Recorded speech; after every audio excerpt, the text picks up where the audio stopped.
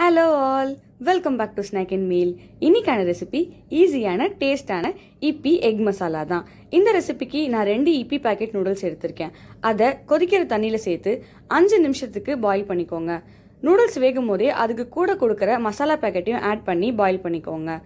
Noodles நல்லா வெந்ததும் அதில் தண்ணி நிறைய இருந்தால் வடிகட்டி எடுத்துருங்க. பேனில் 2 டேபிள் ஸ்பூன் எண்ணெய், ஒரு வெங்காயத்தை ஸ்லைஸ் பண்ணி சேர்த்துக்கோங்க. வெங்காயம் நல்லா வதங்கும் போது அது கூடவே 1/2 ஸ்பூன் அளவுக்கு இஞ்சி பூண்டு பேஸ்ட் சேர்த்து வதக்கிக்கோங்க. இஞ்சி பூண்டோட பச்சை வாசனை போனதும் அதில் 1/4 ஸ்பூன் அளவுக்கு காய்ந்த மிளகாய் தூள், 1/4 spoon garam masala, 1/4 spoon chicken 65 powder சேர்த்து நல்லா வதக்கிக்கோங்க. மசாலா நல்லா வதங்கும் போது ஒரு தக்காளி பழத்தை பொடியாக நறுக்கி சேர்த்துக்கோங்க. 3 பிஞ்ச் அளவுக்கு உப்பு சேர்த்து வதக்கிக்கோங்க. நூடுல்ஸ்லேயே உப்பு இருக்கும்.